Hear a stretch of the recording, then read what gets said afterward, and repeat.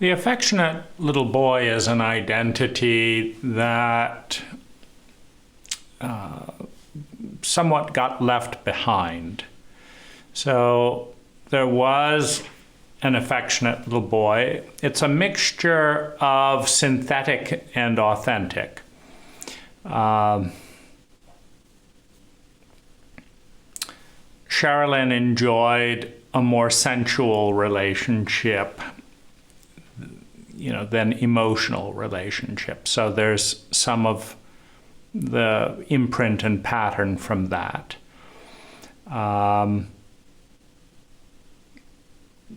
In general, grown-ups around me were less threatened by affection and proximity and gentleness than thoughtfulness and observation. So there's a certain kind of diversionary, objective that's achieved by being affectionate. There's also very small young parts that are hurt, that are scared, that are lonely, that want to calm down, that would like to be mothered. And then there's also, the enjoyment of being self-centered, of being playful, of not judging. And there's also a relief around the, letting go of being perfect in a variety of ways. And so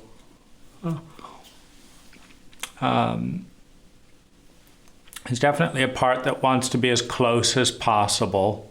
There's a part that wants to be playful.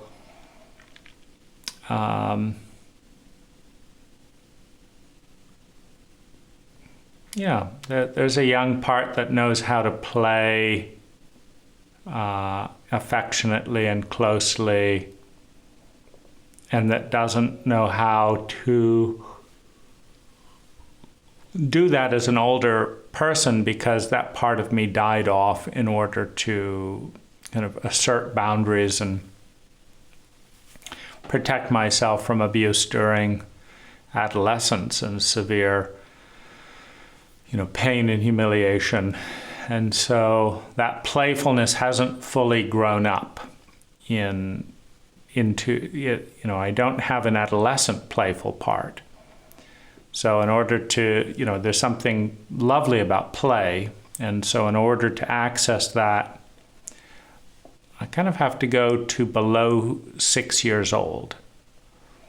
But then that means that I'm playing as a 6-year-old, just with a lucid mind backup, but emotionally and kinetically I feel and relate as a 6-year-old.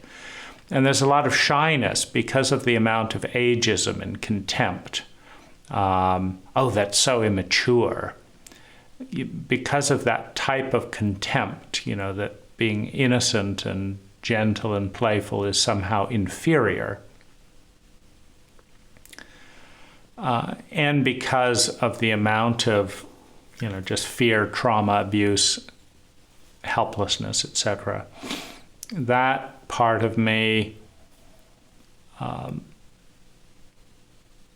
really appreciate it when a woman leads with her playfulness and welcomes her own little girl, and by extension, of course, her little girl welcomes my little boy. There's something really wonderful, in just the openness, and I really enjoy that aspect of my marriage with my wife, to just have that playful side and the lack of judgment. And I think that's one of the greatest fears, the contempt and lack of judgment. That's so hard for the little boy to digest. And there's so much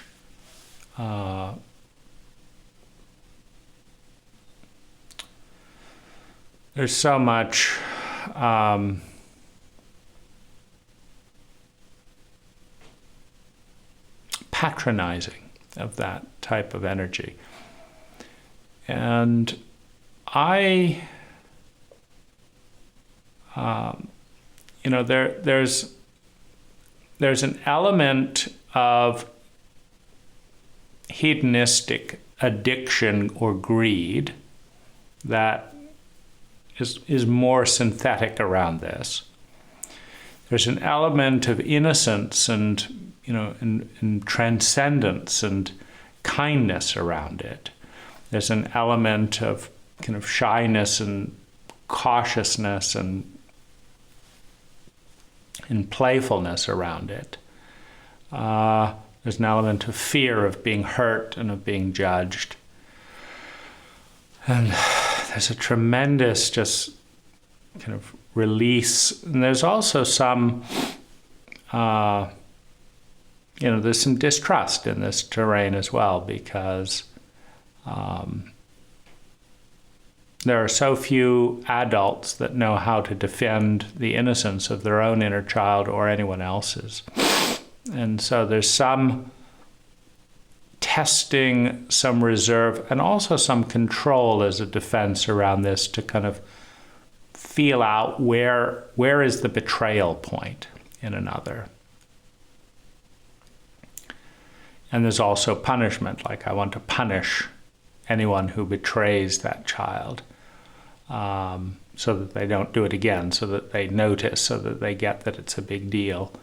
And so that's kind of a little bit of a cluster of energy. But I'm so grateful for my dog for being a playful part in this dynamic. And I know I would love that aspect of having children, to play with the children. So a sense and a connection with the playful child.